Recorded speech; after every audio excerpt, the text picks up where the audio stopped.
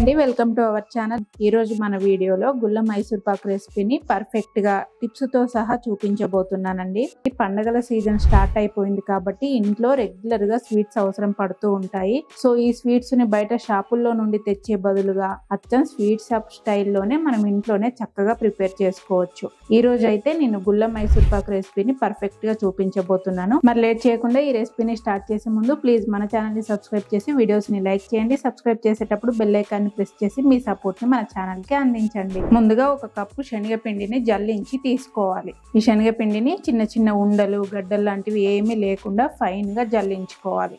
చూడండి, ఈ విధంగా మంచిగా జల్లించుకొని పక్కన పెట్టుకోవాలి.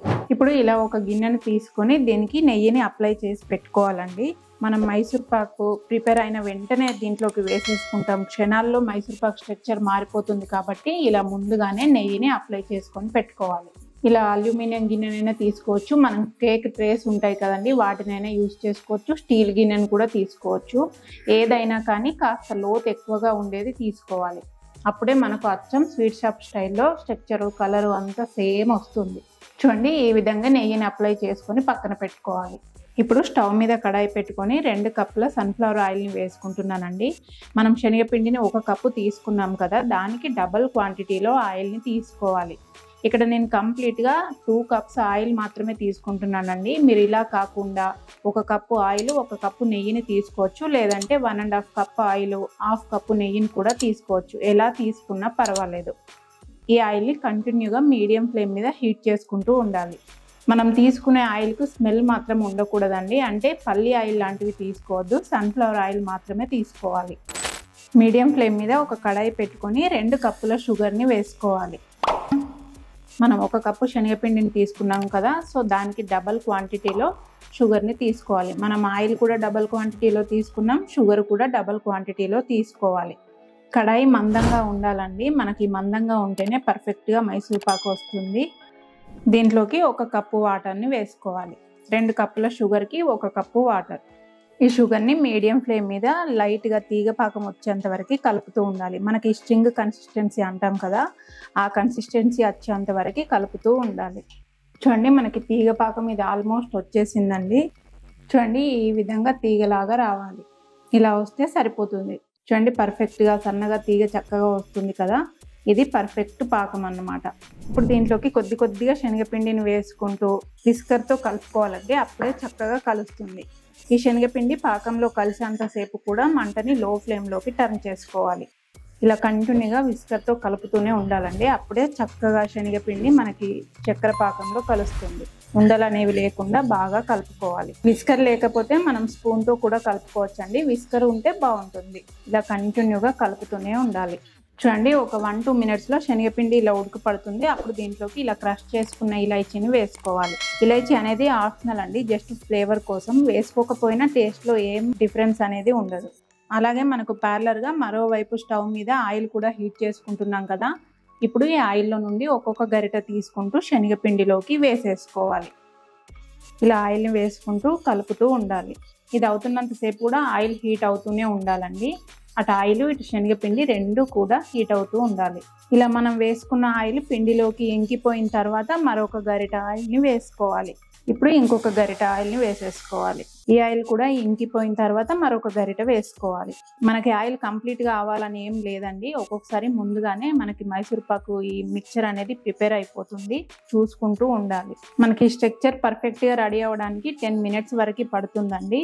ఇది కాస్త చిక్కగా అయ్యి మనకి కడాయి నుండి సపరేట్ అవుతుంది, అప్పుడు పక్కకు తీసేసుకోవాలి. అప్పటి వరకు ఆయిల్ వేస్తూ మిక్స్ చేస్తూనే ఉండాలి. మనం ఆయిల్ అయిపోలేదు కదా అని అలాగే స్టవ్ మీద ఉంచినట్లయితే మనకు మైసూర్ పాక్ అనేది గట్టిగా వచ్చేస్తుందండి. నేను చెప్పాను కదా, మనకి చిక్కబడి కడాయి నుండి సపరేట్ అవుతుందంటే అప్పుడు పక్కకు తీసేసుకోవాలి. మైసూర్ పాకు క్షణాల్లో మారిపోతుందండి, వెంటనే వేరే గిన్నెలోకి ట్రాన్స్ఫర్ చేసేసుకోవాలి. చూడండి, ఇది పర్ఫెక్ట్గా రెడీ అయిపోయింది. మనకి కడాయి నుండి సపరేట్ అయిపోతుంది కదా, ఇప్పుడు దీంట్లోకి మిగిలిన ఆయిల్ మొత్తాన్ని వేసేసుకోవాలండి. ఇలా ఆయిల్ని వేసేసుకొని ఇక మళ్ళీ దీన్ని కలపొద్దు, వెంటనే మనం నెయ్యి రాసి పెట్టుకున్న గిన్నెలోకి ట్రాన్స్ఫర్ చేసేసుకోవాలి. ఇలా వెంటనే గిన్నెలోకి వేసేసుకోవాలి. చూడండి, వేస్తున్నప్పుడు స్ట్రక్చర్ చూసారా ఎలా ఉందో, మనకి బబుల్స్ గా ఉంది కదా, ఈ స్ట్రక్చర్ పర్ఫెక్ట్ స్ట్రక్చర్ అండి. ఈ విధంగా ఉండాలి. మీరు మరీ గట్టిగా అయిన తర్వాత వేస్తే మనకు మైసూర్ పాక్ కూడా గట్టిగా వచ్చేస్తుంది.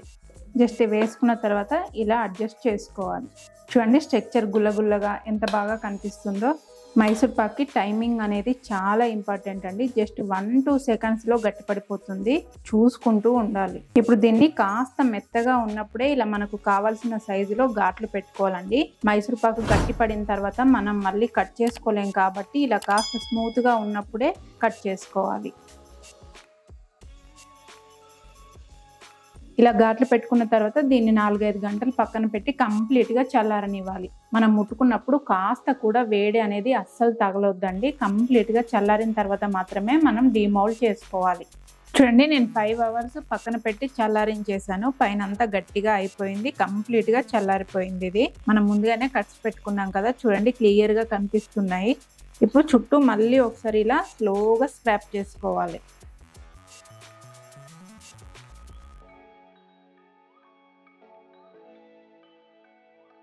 ఇప్పుడు దీనిపైన ఒక ప్లేట్ పెట్టేసి నిదానంగా బోర్లించుకోవాలి. ఇలా కాస్త ట్యాప్ చేస్తే ఈజీగా వచ్చేస్తాయి. చూడండి మనం కట్స్ ముందుగానే పెట్టుకున్నాం కదా, చక్కగా పీసులుగా ఎంత బాగా వచ్చాయో చూడండి. మనం కట్స్ డీప్గా పెట్టుకోవాలండి, అప్పుడే ఇలా పీసుల్లాగా చక్కగా వస్తాయి.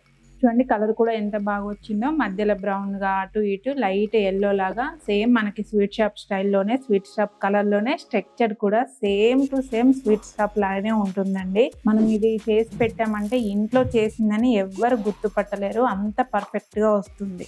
చూడండి లోపల కూడా గుల్లగుల్లగా ఎంత బాగుందో, చాలా పర్ఫెక్ట్గా వచ్చిందండి. జస్ట్ చిన్న టిప్స్ అంతే. ఆ టిప్స్ ఫాలో అయిపోయామంటే మనకు ఈ మైసూర్ పాక్ అనేది పర్ఫెక్ట్గా స్మూత్గా చాలా బాగా వస్తుంది. మీరు కూడా తప్పకుండా ఒక్కసారి ఈ ప్రాసెస్లో ఈ మైసూర్ పాక్ని ట్రై చేసి చూడండి, చాలా పర్ఫెక్ట్గా వస్తుంది, టేస్టీగా ఉంటుంది. మీరు ట్రై చేసిన తర్వాత మీ ఒపీనియన్ని తప్పకుండా కామెంట్ సెక్షన్లో షేర్ చేయండి. మరిన్ని ఇలాంటి రెసిపీస్ కోసం ఈ వీడియోని లైక్ చేసి మన ఛానల్ని సబ్స్క్రైబ్ చేసి పక్కన ఉన్న బెల్ ఐకాన్ని ప్రెస్ చేయండి. మీకు తెలిసిన వారితో షేర్ చేయండి. Thanks for watching.